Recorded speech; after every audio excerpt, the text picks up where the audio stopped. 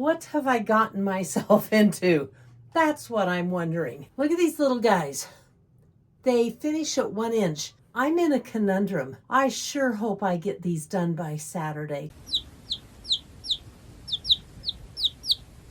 Hi, I'm Di with Sister Chicks Quilting, and welcome to my channel. Do you remember this quilt from last week? I finished it in the video all but the binding, and I wanted to show you the binding that I used. And this is it. I used the same binding that is in the little red squares, and I think it looks so rich. When I started making this quilt, I was using it as filler, and I didn't even think I liked it. But when I got the binding on it and finished it, man, I loved it. And it is going to hang in my hallway for Christmas. But you know what? That's last week's quilt. I want to talk to you about this week's quilt. Let me tell you a story. Before we start with this week's quilt, I want to set the background for you. 2 weeks ago, I found a channel called Lisa Capon Quilts. And she currently is doing a live with some of her viewers where she's making a pixelated butterfly quilt that she designed. And it caught my attention. Oh my goodness. I was so taken by this quilt. And I watched it. I watched all of her lives. And I couldn't put the videos down. It was like a good book. So she was making this pixelated butterfly on a grid with 1.5 inch square of fabric. I was fascinated, so I watched some more, and she gives away her pattern for free for the butterfly. Butterflies aren't my thing. It was beautiful, but I needed a Christmas quilt for the 3 Amigas challenge, right? So I thought, well, I'm just going to draw one. And you know what? I thought, I bet I could do this.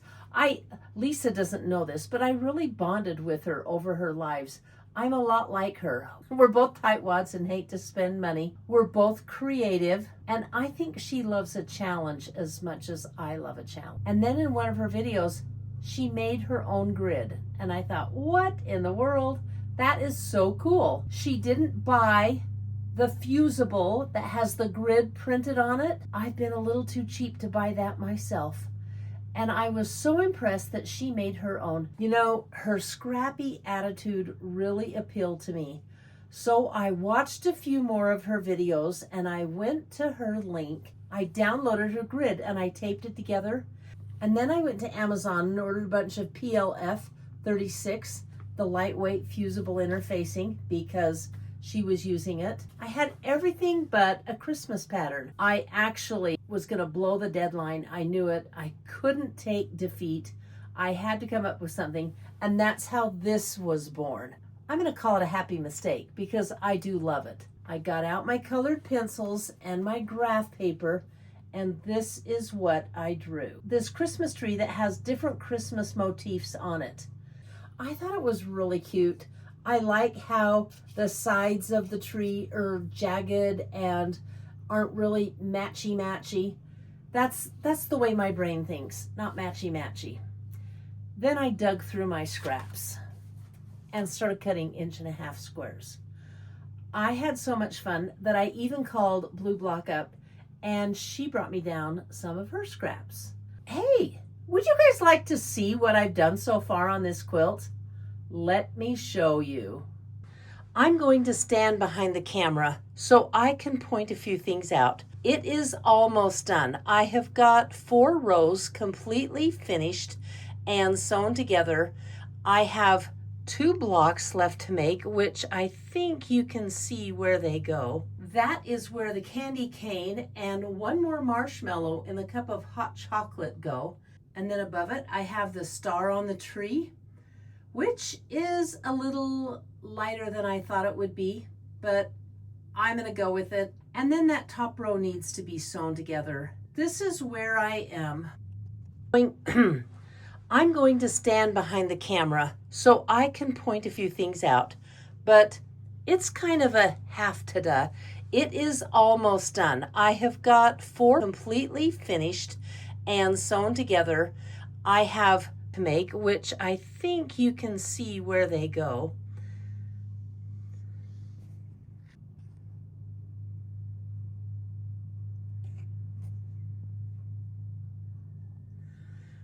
I think you can see where those mellow in the cup of hot chocolate go.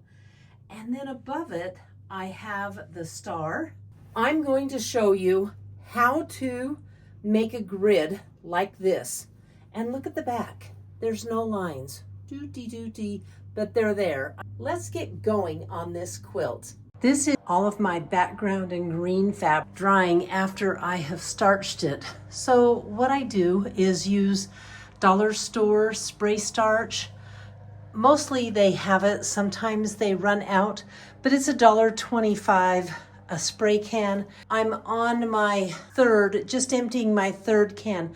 For $1.25 a can, you just can't beat it. It's warm outside, it's the 5th of July, so I'm letting the wind dry these, and they're dry so fast. It's working out really good, but yeah, I don't have a drying rack and I have a small house.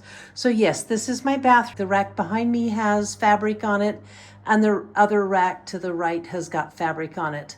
I'm going to show you how I figured out how many pieces I needed to cut. Well, first I'm going to let you know I wanted this to be really scrappy. So I dug through scraps and they were all scraps. Maybe a few of them were fat quarters, but I pulled all these different colors out. And then as you can see, I originally was going to make the mitten purple, but I kind of decided to do some kind of aqua in all of these. I thought that would be unifying to have aqua like this and then to have different reds like this.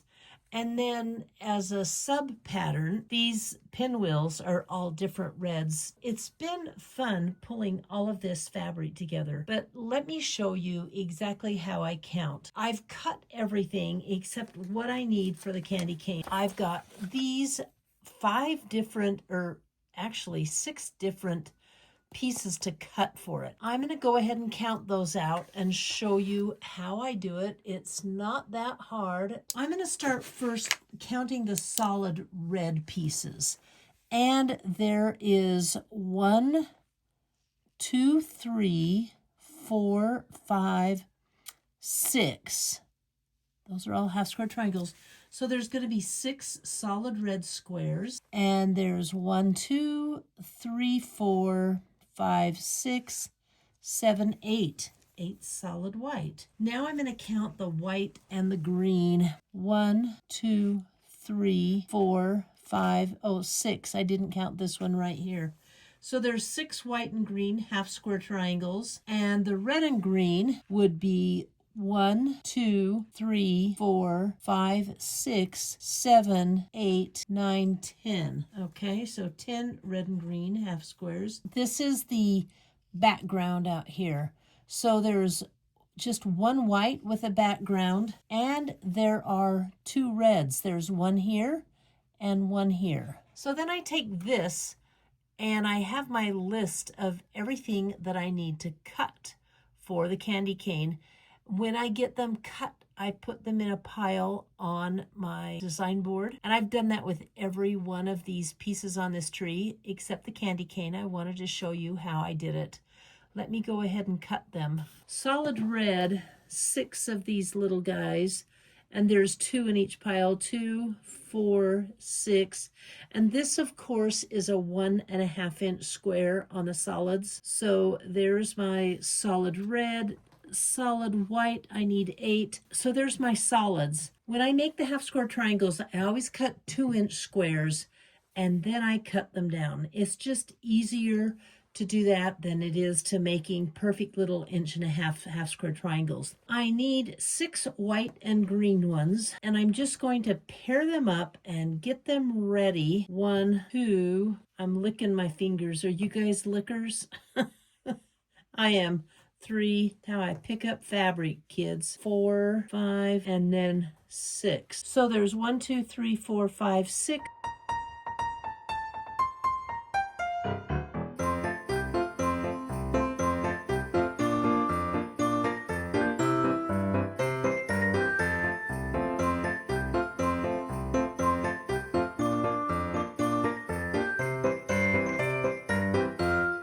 let's go to the machine and get these half square triangles made up. I am set up to make half square triangles now.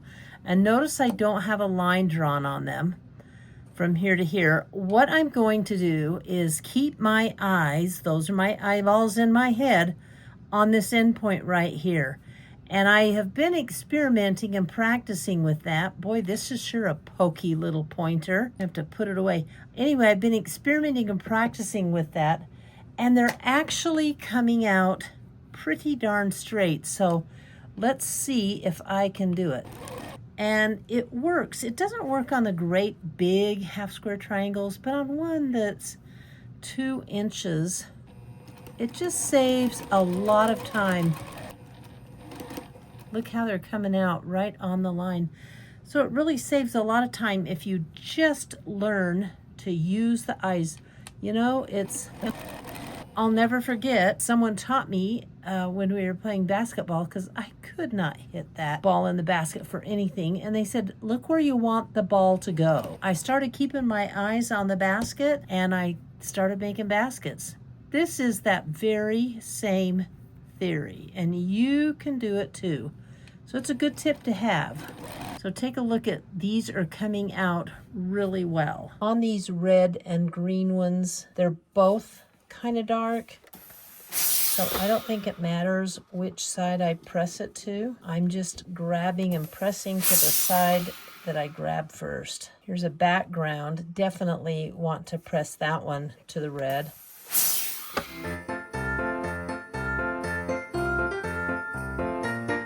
Honestly, I don't know what I was thinking when I thought I could get this quilt done in 5 days. All of these are pressed. Let's talk rulers here.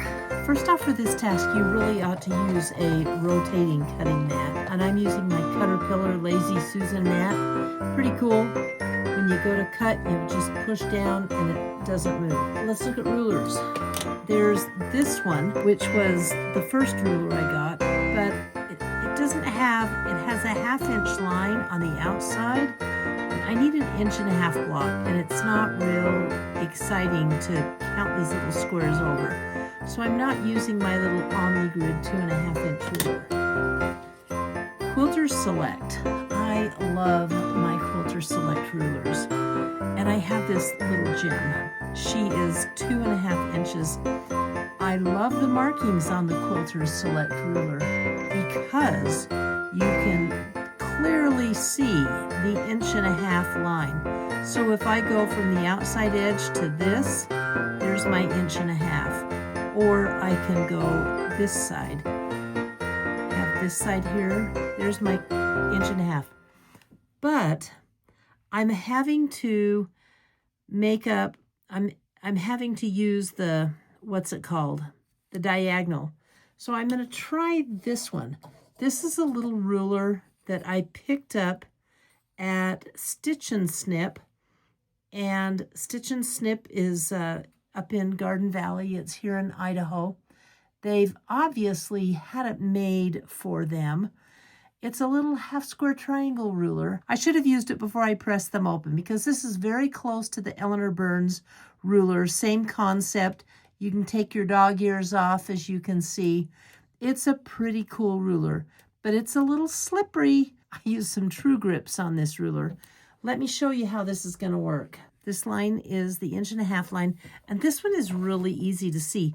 I'm going to lay that 1.5 inch line right on top of the fold or the seam right here, and then I'm going to give it a slice here and a slice here, turn it around, and do the same thing on this side, lining this ruler up with the ends of the piece. And then, sorry, I really got excited about turning this piece, didn't I? To me, I think this is going to be the easiest to make all of these little HSTs. Here I go.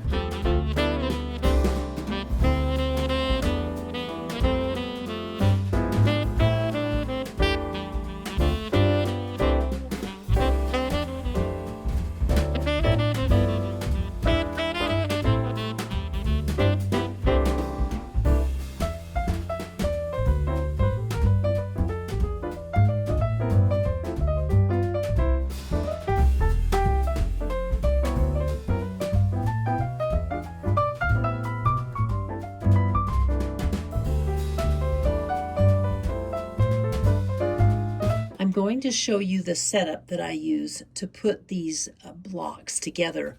First, right here, I have 1.5 inch blocks. These are all the tree, all green are the tree. Let me turn this guy over, it doesn't, so you can see it better. And all of the lighter ones are all background. Then on this board, I have elements in the tree. For instance, this is the snowflake right here. This is the snowman. This is the very small pinwheel. This is the mug of cocoa, the star. These are the edges of the tree, the pointy edges of the tree. And then this, of course, is the stocking. So when I say background and all of these pieces right here, they are all going to go in these blocks and here. So I've got 1, 2, 3, 4, 5, 6, 7, 8 of the blocks that are just solid background. All the other blocks have got some of the tree in them. See, as you can see a little bit in here, I've gridded it out, and this is a little sloppier than what you're going to be getting when you purchase my pattern, because each of them will be larger, and you'll see how to make them work. That is my organization method for making these.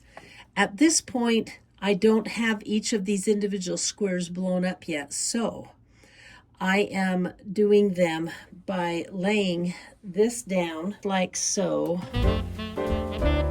And I'm going to show you my grid setup. This is my grid setup. You get several pages of grid. As you can see, they're not stuck together wholly. What I did was just lay them over on top of each other, making sure to get this line on top of the line underneath, and then I taped it up. There's 8 across and 8 down. The first time she did this, she fusible down, so she pinned it around the grid so it stayed on, and then she was putting her fabric pieces on. She put a little drop of glue and she glued every one of these squares of fabric onto this. Then she let it dry. The glue stuck to the fusible and it tore the paper, and she had paper tears all the way across. It was very sad. She went ahead and she got this laminated. Thinking, well, that's cool, but look at the size of it. I don't have a laminator that big. So I thought, what can I do? I came up with this idea. You know what this is? This is parchment paper. Now look at that. You can still see through. You can even see through the parchment paper with the fusible on top of it. So I did what Lisa did. I had my parchment paper and I had my fusible, and I pinned it like this all the way around. And you know what happened? The parchment paper curled. The parchment paper was a mess. I thought, why am I using the parchment paper? I'm not gluing. That was because she was gluing. I'm going to show you the method that I'm using. I think I came up with a really good, fast solution to make one of these squares. This is my method. Notice I'm using a wool pressing mat. I'm going to use pins. I'm only using the 2 layers. Now, here's something that I picked up about 5 blocks ago, and I love doing it. Can you see the top right here of the fusible? To save a step, what I had been doing is lining up the fusible at the top of the line, just like so. So there's no fusible over here, but there's extra fusible all the way around this grid. I take my pin and I lay it on the angle like this, and I slide it right down. And then I smooth this across. Don't tug it, but just smooth it. Take another pin and slide it in. Smoothing it again, I'm going to pin it all the way down.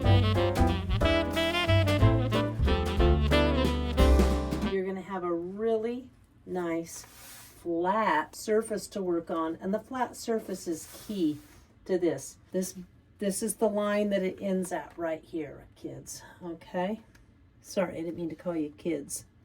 I know at least one of you is older than I am out there. I'm just going to use this pattern for now, and this square right here with the top of the snowman, the small pinwheel, and a corner of the mug is the grid that I'm going to do.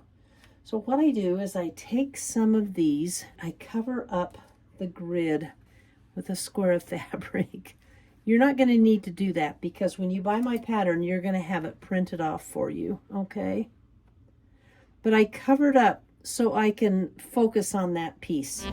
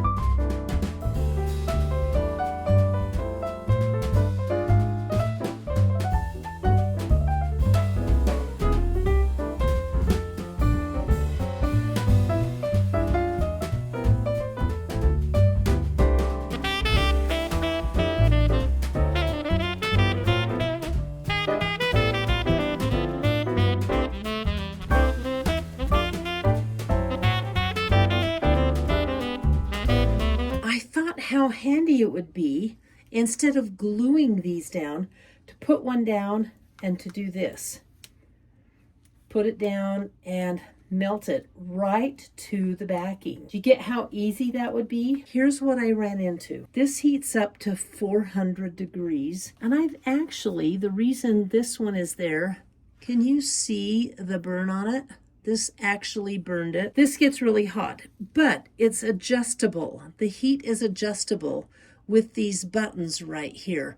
And I found the perfect heat level is about 300 degrees, 300 to 310 to do these.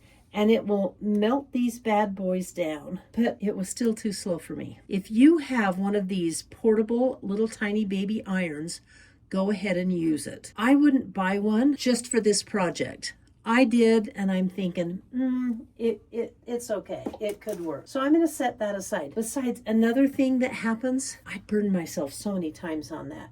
It was crazy. What have I gotten myself into? That's what I'm wondering. Look at this design wall. Let me show you one. Look at these little guys. They finish at 1 inch. And I'm apparently not the perfect seamstress, so I'm in a conundrum. I sure hope I get these done by Saturday to post this quilt. I can't believe I started this. What I really can't believe is that I thought it was going to be easy. Or not really easy, but not take as long as it's taking. But guess what? It is.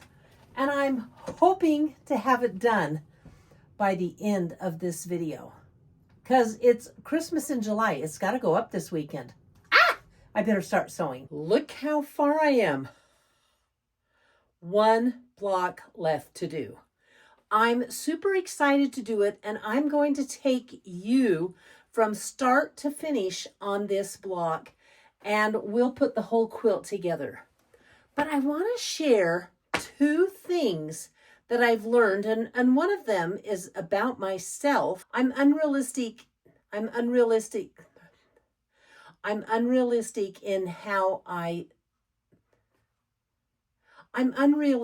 the matter of time. For instance, I think, I can do this. Well, of course I can do it.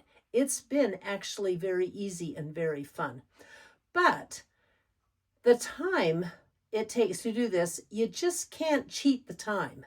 It is going to take the time. I can't tell you how many hours I put into this quilt, but you know what? To me, it is all worth it. I think it's a beaut. I'm really enjoying it. I can't wait to quilt it and to bind it. It's going to be beautiful. And the second thing that I've learned, I can do things that look difficult, but they're really not. I've done all the hard work for you. All you have to do is pull fabric, cut 1.5 inch squares, and stick them down. And you know what? That is fun. Let's get this block done. I'm going to start with my well-used grid and, oh, my parchment paper. Getting rid of that. Next comes a layer of Pellon. PLF 36. And I'm just going to hold it down and trim it a little bit larger than my grid. As an added shortcut, I'm going to take this flat side and lay it right on top of the grid, just like this, and start pinning it down. I'm going to hold it taut and not tight, spreading it from the middle out.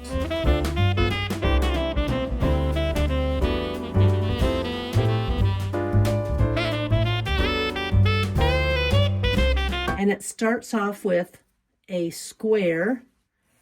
We'll put that there. And right above it is a marshmallow.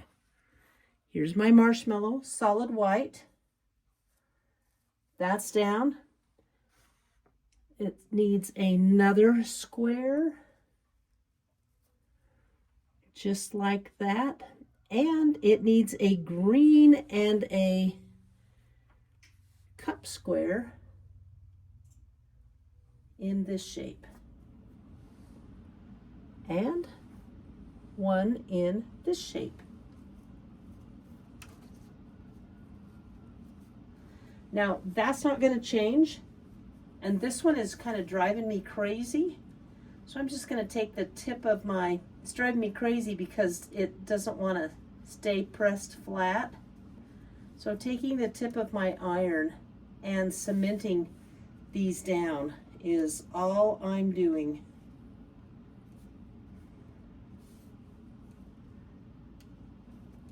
There we go. Next, I want to do 1, 2 green, solid green.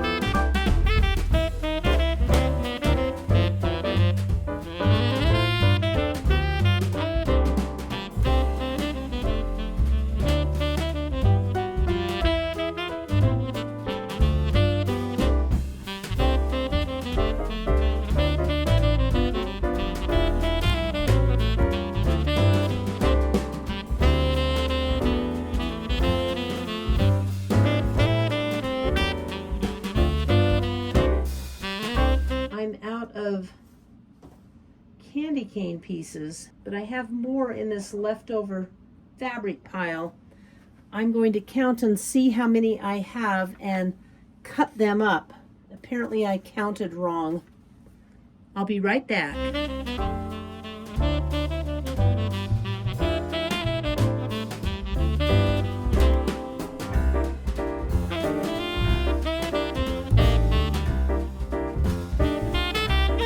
Well, that went pretty fast. I'm just going to quickly press it in place.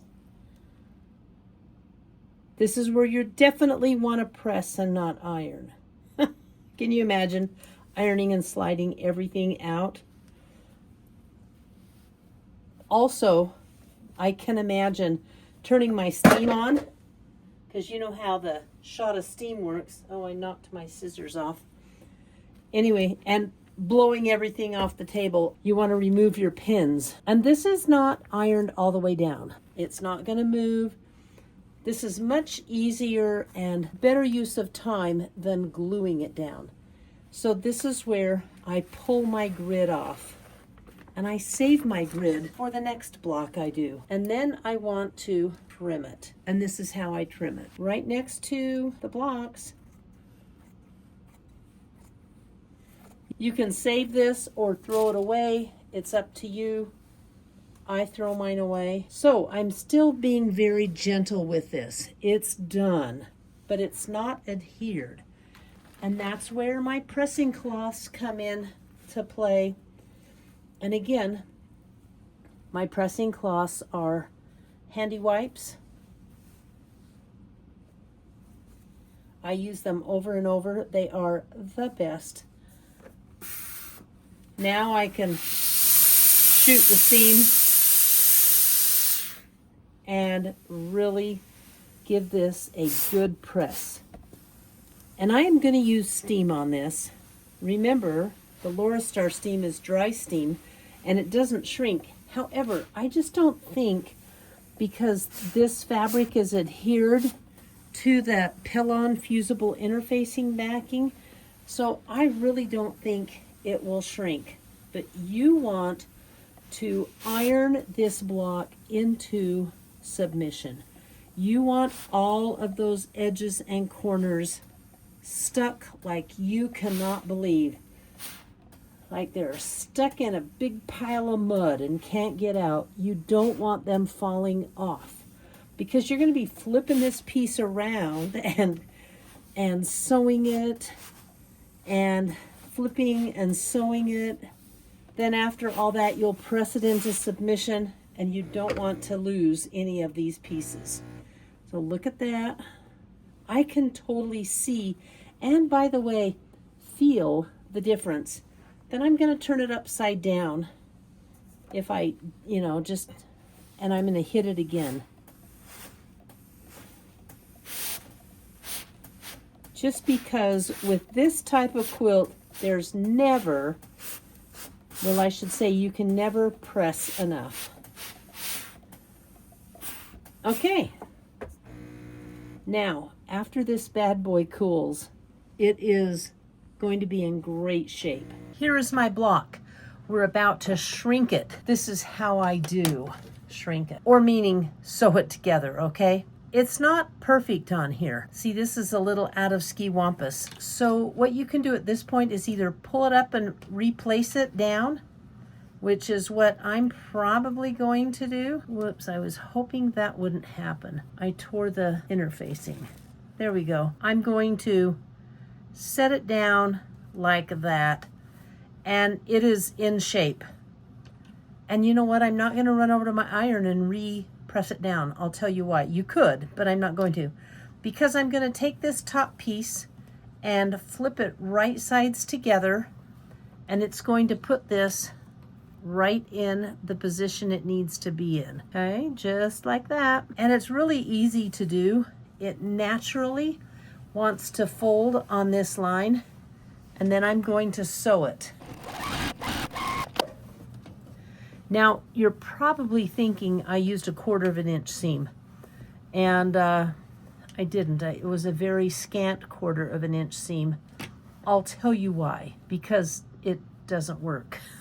So if you sew these at 1/4 inch seam, you're going to have a smaller than a 1 inch square in the center. Now, this has been my best friend, and I stumbled upon this a little later in the construction. So let me tell you, my last blocks that I have sewn have been so easy to sew with this. And this is how I use it. All right, so I'm going to take the second piece and fold it over. I don't know if you can see or not, but this is what I want you to see.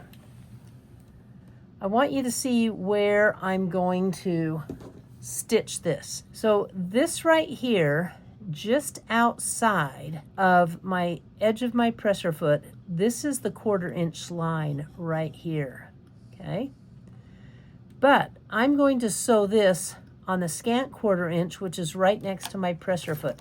And you're gonna have to find that sweet spot yourself on your own machine. Now here's what I want you to see. I'm going to open this up, slide it over here so you can see. And I'm going to stretch it just a little bit. And then I'm going to take my little ruler and I'm going to put it on the lines and see what I have. And if I pull it taut the way it's going to happen when it's ironed, that is 1 inch from there to there. And I'm not just going to measure the one, I'm going to measure a couple. So I come down here, oh, bingo, 1 inch. Here I go again, folding it over, right sides to right sides on the second or the third row. And as you can see, it's in the scant 1/4 inch position. How I recommend you find the sweet spot on your machine, you might have to employ one of these guys, a seam ripper. I've gotten very good at seam ripping. In fact, I use the little red ball and slide it up because the first couple that I did were a mess. So here, look at that. Can you see that's an inch? That measurement is an inch. I think you'll be able to see this one clearly. And it's very slightly under an inch. And this is back in an inch. So I didn't sew straight, obviously. Or the fabric is wrong. There's just so many ideas, but that little bit is not going to cause you grief. And if you're wondering, yes, I measure every row, because as you're going along, if you don't measure every row, you could like skip a row and it might not be on, you know, it might not be a full inch. And you know what? That'll put this row, the second row off, and then this row off even more, and this row. It's just going to affect every row you have.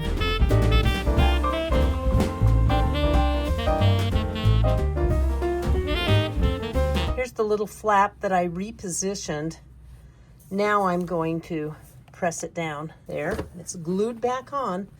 And then I'm going to, this is the, I don't know why, but I've always done this from the bottom up. So this is the top and here is the bottom. And I just simply take my steam iron, and I'm not stretching it super tight, just enough to get everything into place.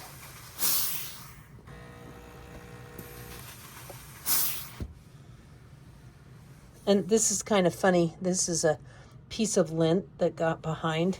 I'm just gonna leave it and keep ironing it, and eventually it's gonna go flat as a pancake, right? That's funny. Makes me laugh anyway.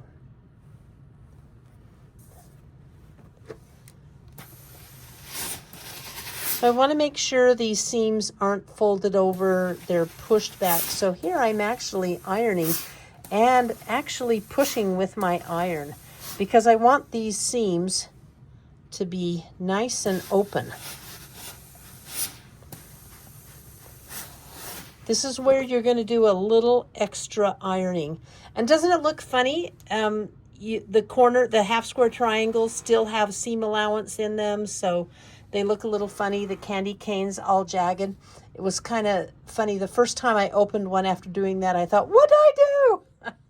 Then I realized, oh, I haven't done enough yet. So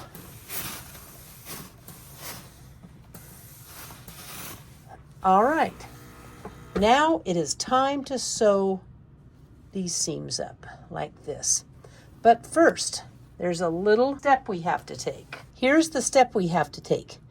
We have to go along every one of these folded seams and clip them just like this.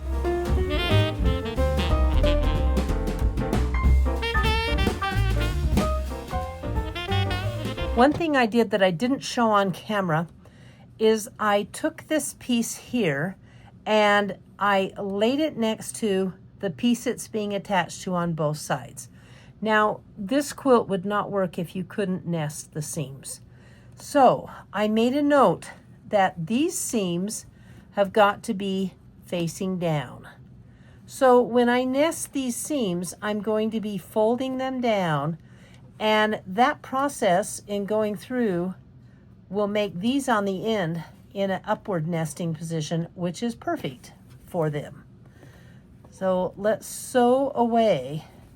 To sew it, I'm going to have to flip my piece, make it convenient for yourself. This side is nested down naturally, and this one we're going to encourage to nest up like this. As I go through, just before I get to the machine, or just before I get to the needle, I'm going to flip it up and hold it like this. Whoops, I goofed that one up. So it nests up.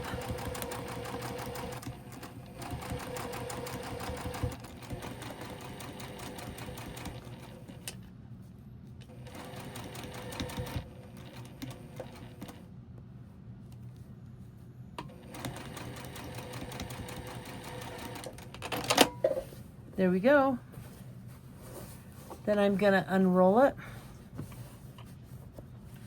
And on this side, you can't obviously use the little ruler because it's not a full square, but you can see that there is a 1/4 inch. Look at that. There's a 1/4 inch for the seam allowance on these blocks.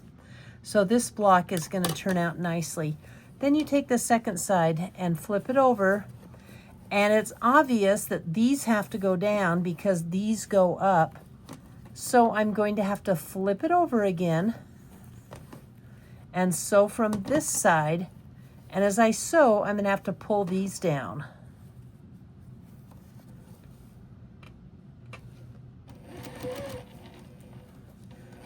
Pulling it down. And then this side naturally stays the way it was pressed.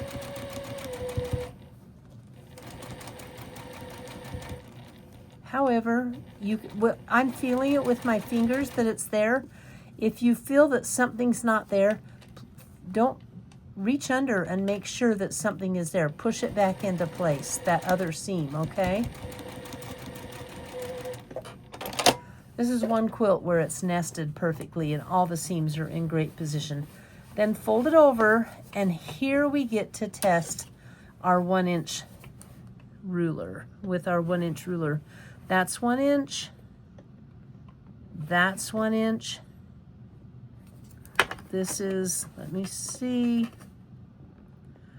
Yep, when it's going to be pressed, pull it tight like it's going to be pressed. It'll show 1 inch. So don't you find it curious that we're sewing a 1/4 inch seam? Or don't you find it curious that we're sewing a scant 1/4 inch seam and we're getting a perfect 1 inch block? I don't understand how or why.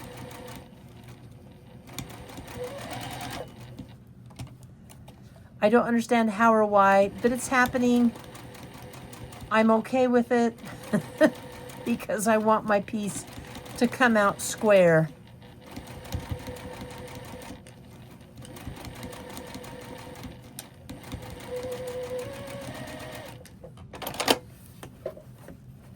And I have another row to test.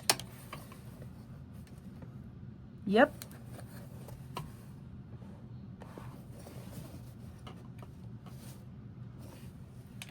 Love this. This is one thing that Lisa Capon didn't use, and I think it's a genius move. I needed something, and I thought, oh, hey, I've got that, and it worked.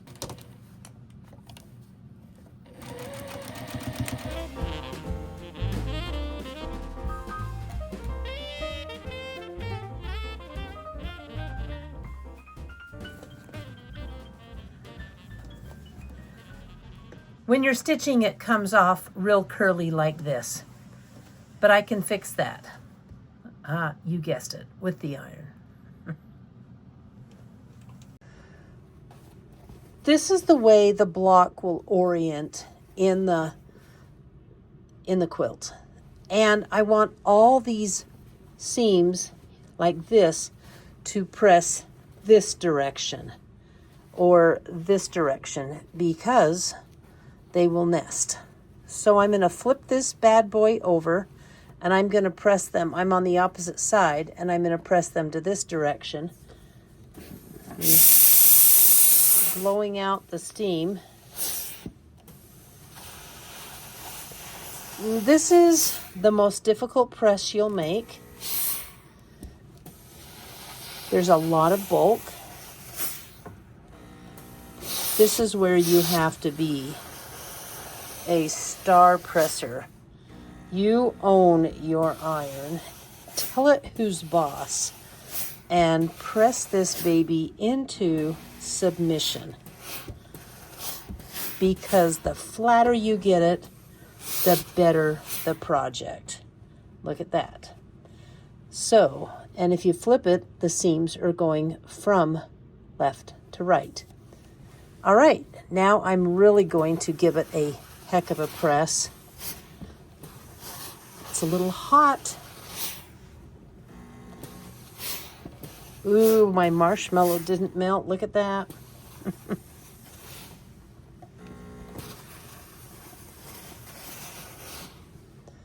Yay. I'm really steaming this bad boy up. I want this to be nice and flat. It's easier to work with, obviously, when it's flat. So I'm just going to let it cool off. I'm going to start from this side and put these together and then put this together with this. One thing I failed to talk about during the block construction is that I match these seams that they go along like this. So I lay the block down and I make sure every one of these intersections is going to meet. Now, FYI, this one is really good up to this point right here. And then it starts to get a little bit longer, or, you know, it's not meeting as much, or it's not matching as much as it should. At this point, I think it's this one where it's off. I'm going to let this seam out just a snitch.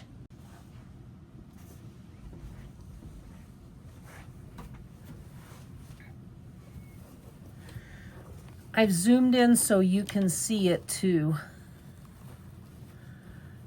So look at that. The candy cane lines up perfect. This lines up perfect. And then right here, it's off a snitch. And that makes this off a snitch, this one off a snitch, this one off more of a snitch, and this one off even a big snitch that would really bug you. This is how I'm going to fix it. So I'm going to let this seam out and redo it. It's not that bad at all. I know those of you that hate unpicking are probably upset. Ruining your day, you know, all that. But it has to be done. And it makes such a difference in your piece if you take the time to let some of these seams out. Now, to get this seam so it lies flat, because it's tucked under here, I'm going to unpick this, just pull a few stitches, and it will just open up and come out. Look at that. There it is. And if you turn it over this side,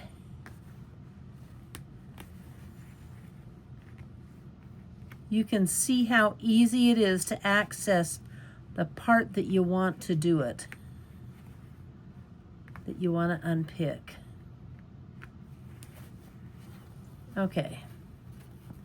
So in letting it out, I'm going to have to unpick it, which is, look at that, now it's done.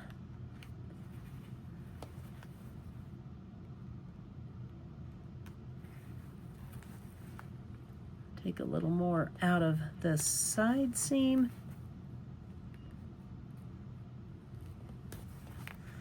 Okay, I'm going to pull my threads,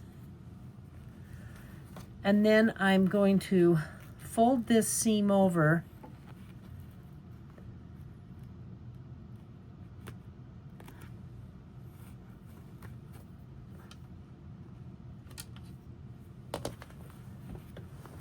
Oops, I really folded it over, didn't I?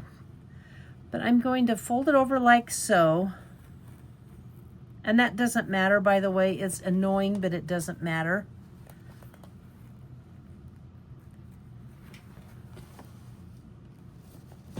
And this is really a snitch adjustment because you're moving everything a snitch. Because I tore that seam, I think I'm going to pop a pin in to hold it because I don't want it to go sliding,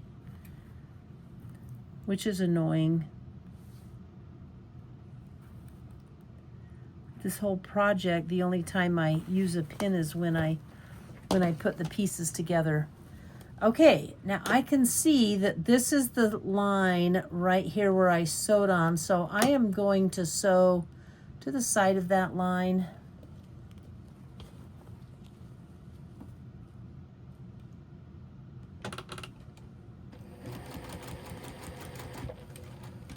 And at the end, I'm not going to keep it up. I'm going to bring it down to the other one. So it's actually a little diagonal line. So it's further out. And then what that does is give me, if I pull this thread off, a better match. So let's see what it does now.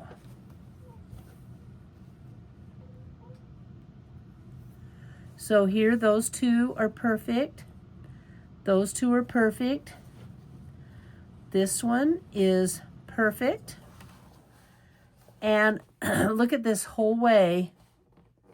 This one, it's perfect all the way up. And this actually goes to the top of this seam now. So little adjustments are easy to make. Don't take the time you think they will. And then I'm going to sew this seam back up right on the seam line.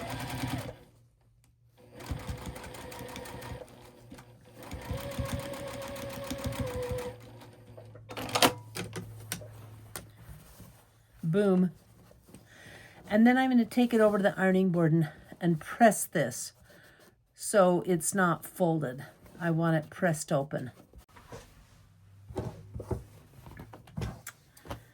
Now I can match these two seams up here and here and sew them up. And I start with nesting the first seam. It just is such a good feeling. By the way, you're really going to feel the nesting on this because of this backing that we have. The nesting is quite a dominant experience, if that makes sense. Anyway, you can really feel it. There's no struggle at all to know when your seams have aligned. So let's give this a 1/4 inch seam.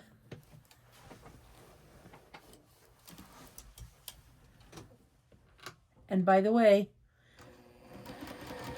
this is not scant. This is like a 1/4 inch seam. Or just under. Oh my gosh, just under scant, but it's a different scant.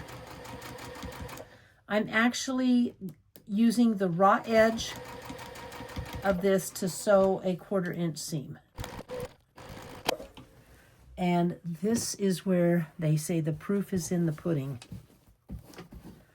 Look at that. Isn't that the coolest?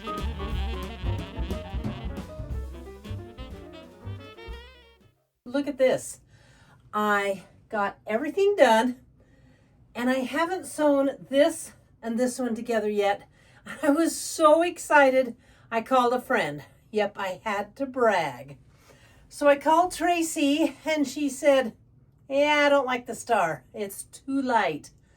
And I showed April and she said, Tracy's right. It's too light. So here's my plan. I'm going to just make another block here, the whole block, and I'll make it with the star. And I have some darker fabric. I really think you're gonna like it. I know I do. I tested it out and they both approved of it. And there's a point of the star in the tree.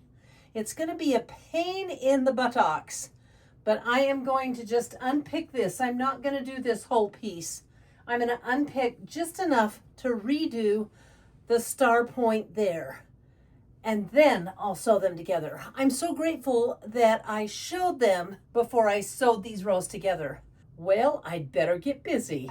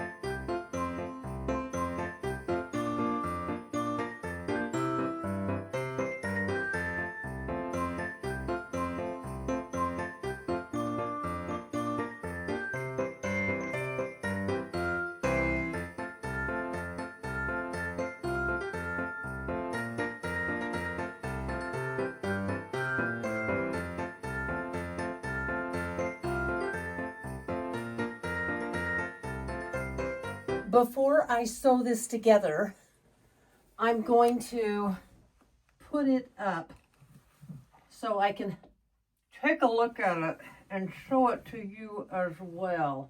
This is pretty heavy and my design wall isn't handling the weight, so I am popping a few pins in it to hold it up. I am so glad I took the advice to make a new block here, to unpick this block that has 2 little pieces in it. It was a little bit of a pain, but just a little itty bit of a pain. Look at the result. I think it's gorgeous. You know what? I'm going to sew this together and be all done. And yes, I am sampling binding. And I have to tell you, more than once or twice during the construction of this quilt, I have unpinned and resewn a seam. My favorite seam to fix is when it's too big and you've got like a loop of fabric like this. Can you see that?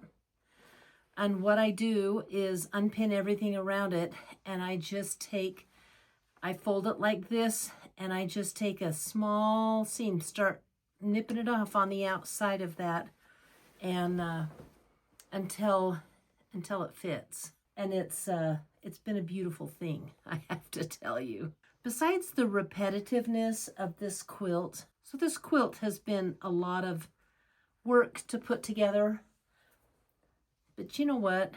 It's easy work, and it's just repetitive. It's kind of like eating an elephant. You know that. You just take one bite at a time. Well, on my pattern for this quilt, I have got 35 different numbered pages to show you the grid. Because I'm visual, I see and I do. Because I'm a visual learner, I felt like it was important to put it out, to put the pattern out like that. See all those pins in there? It looks like Christmas tree ornaments, doesn't it? Oh, and it's on a Christmas tree. So if you're interested in picking up this pattern, it's going to be for sale on my website. As you're sewing it, can you see the pins? I know they're hazardous, right? I'm going to very gently fold them over like this and lay them in my lap and be very, very careful to stay away from the pins while I sew this piece together. But, you know, Wonder Clips would never work.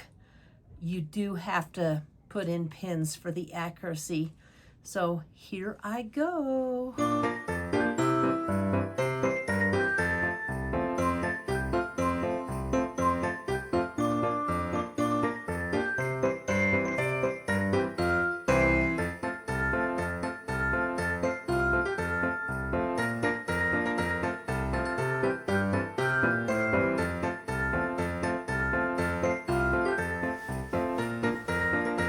Here, I'm taking a look at my seams.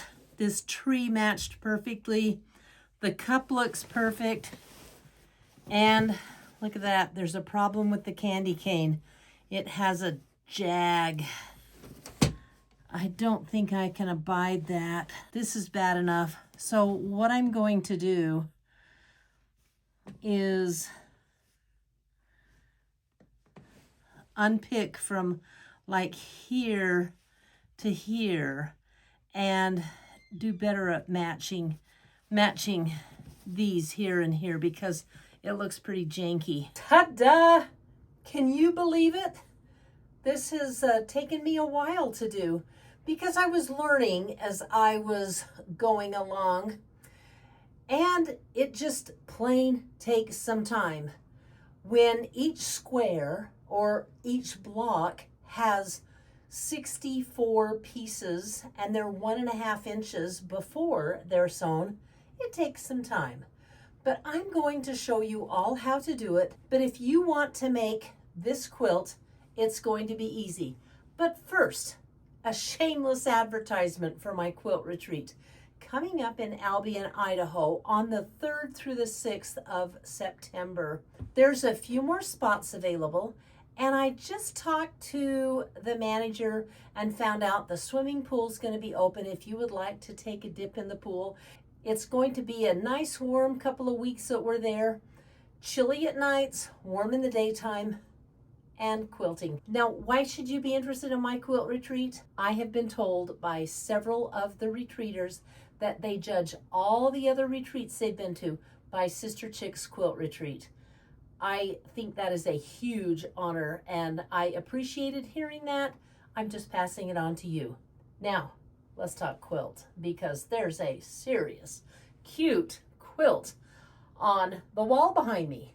First off, it is like 46 by 64 inches. So it's a wall quilt. Yes, the pattern will be available. You can go to my website, sisterchicksquilting.com, to purchase the pattern. It's going to come with 35 grids to help you put this quilt together. It's quite the pattern and took me quite a bit of time to write. Now there's also going to be a Zoom class where I will teach you how to make this quilt. I will walk through everything with you, and you will have one done in time for Christmas. You can either buy the Zoom class, which is going to start on August 16th. It will be 6, maybe 7 weeks long. By purchasing that class, you will get the pattern, and you're going to get access to those videos forever because you've paid for them. So there will be questions answered, discoveries made. It should be a really good class. So if you're interested in making one of these and want to make it with me as I teach you, please go to my website, sisterchicksquilting.com. You can either buy just the pattern or you can buy the class, which comes with the pattern and all the videos from the class. It will be 6, maybe, I don't know, we'll see, 7 weeks, but definitely 6 weeks. Now, I have always wanted to make a postage stamp quilt, and ta-da, I did it. Can you believe I was going to do this with the half square triangle challenge with Tracy in April in 4 days? Yeah, I know. I don't know what I was thinking. I'm so glad I'm able to present this to you for Christmas in July, and I just hope you love it as much as I do. I am loving the background with the tiny pieced low volume. I think it just sets the tree off perfectly.